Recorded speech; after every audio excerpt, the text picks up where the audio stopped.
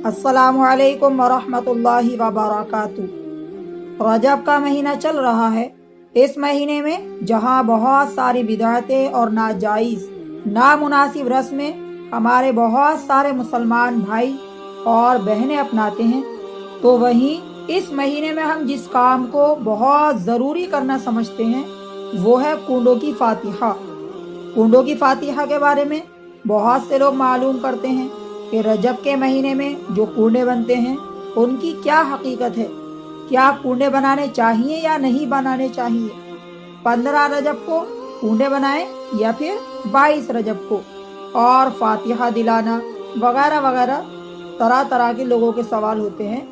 ये सब काम करने इस तरीके के बारे में लोग मालूम करते हैं कैसे हैं। तरह तरह के लोग मसले मालूम करते हैं,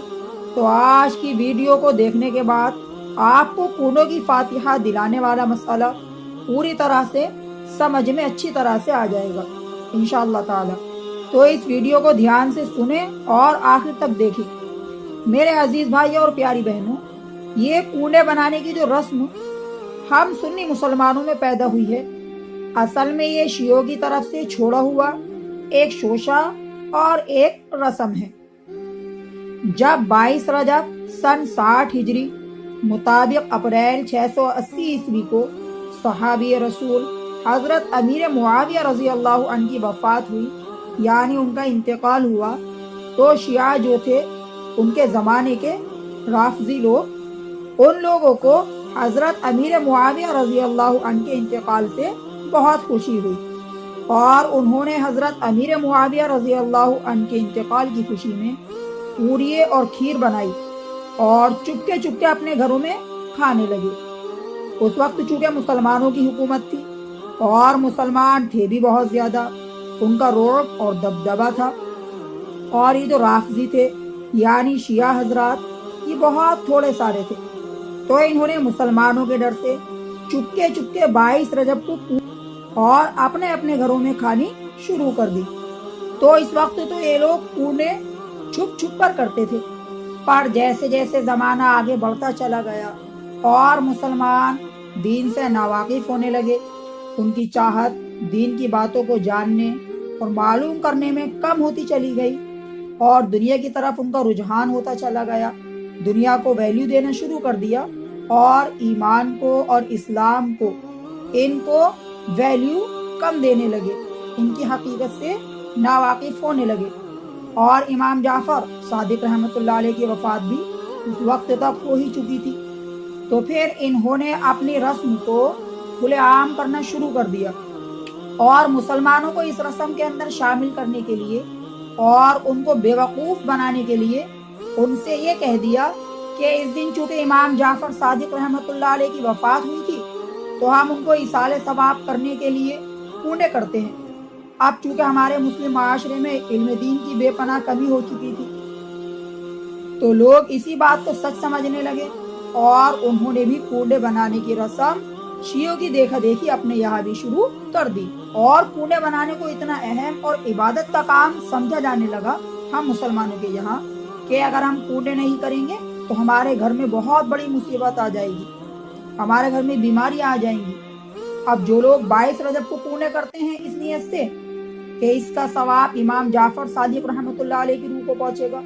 तो वो खुल्लम खुल्ला हराम काम कर रहे हैं और वो शियों की जो रस्म है इसको बढ़ावा देने वाले बन रहे हैं। और वो सहाबी रसूल हजरत अमीर मुआविया रजी अल्लाह अन्हु के इंतकाल पर खुशी मनाने वाले कहलाएंगे।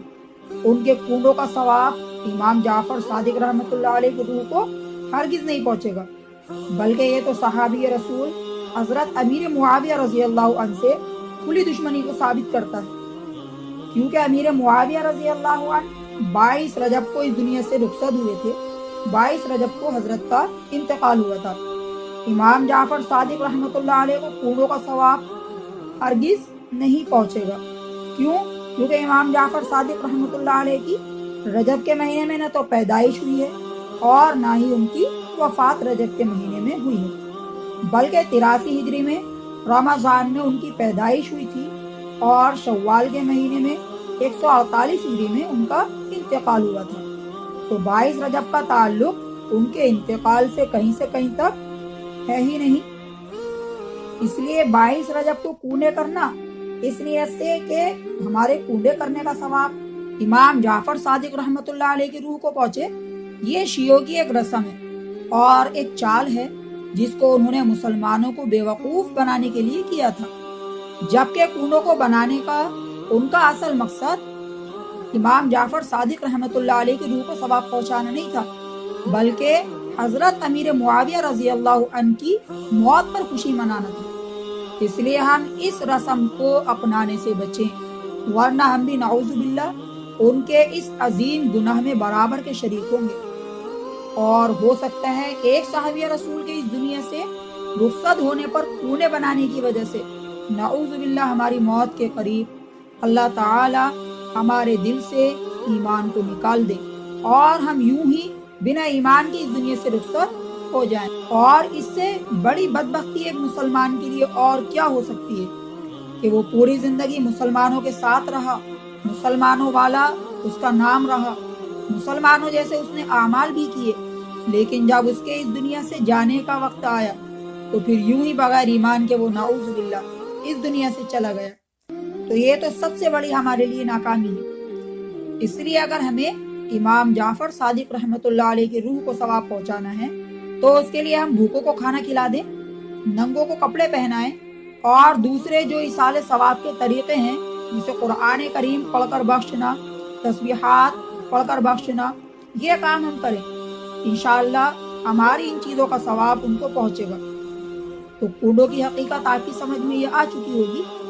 تو خود بھی عمل کیجیے گا اور اس کلپ کو زیادہ سے زیادہ دوسروں سے بھی شیئر کیجیے گا تاکہ لوگوں کو کوڑوں کی حقیقت سمجھ میں آ جائے۔ سمجھدار کے لیے اشارہ کافی ہوتا ہے،